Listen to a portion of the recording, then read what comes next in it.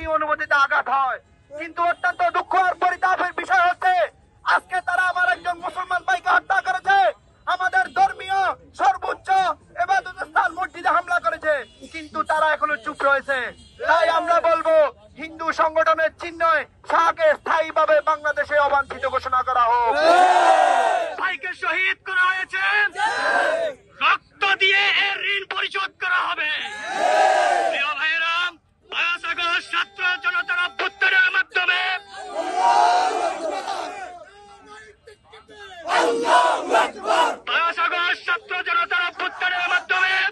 আমরা একটি নতুন স্বাধীনতা পেয়েছি। আমাদের সেই স্বাধীনতাকে নস্যাৎ করে দেওয়ার জন্য ভারতীয় আগ্রাসন শুরু হয়েছে।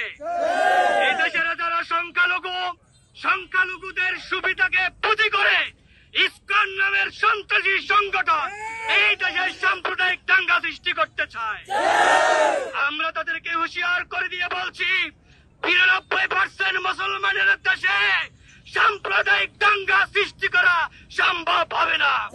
প্রিয় উপস্থিতি, আমি আপনাদের স্মরণে একটি কথা বলতে চাই। আমরা মুসলিম জনতা, আমরা জানি আল্লাহ রাসূল সাল্লাল্লাহু আলাইহি ওয়াসাল্লাম বলেছেন, সারা পৃথিবীর কোন প্রান্তে যদি কোন মুসলিম অত্যাচারিত হয় আর তাতে যদি তোমার গায়ে আগুন না জ্বলে, তোমার হৃদয়ে না দাঁড়া দেয়, তাহলে তোমার ইমানে পতন ধরেছে।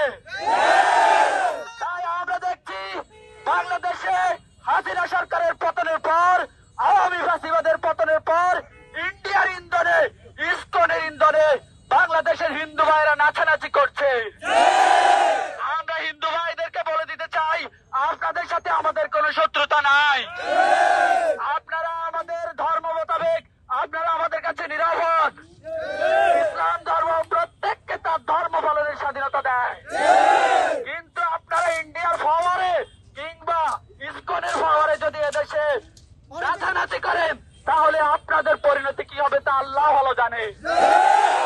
আমি এখানে তৌহিদি জনতাকে অনুরোধ করতে চাই, আপনারা ইসকনের কারোর সাথে হাতাহাতি মারামারি লাফালাফি করবেন না। আমাদের যখন আলেম ওলামাদের থেকে যে সিদ্ধান্ত আসবে আপনারা সেই সিদ্ধান্তকে মাথা পেতে নেবেন।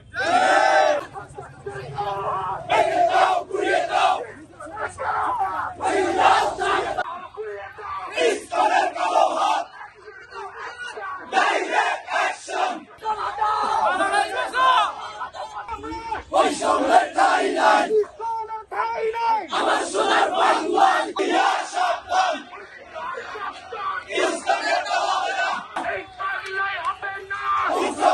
ঠিকানা আল্লাহু আকবার।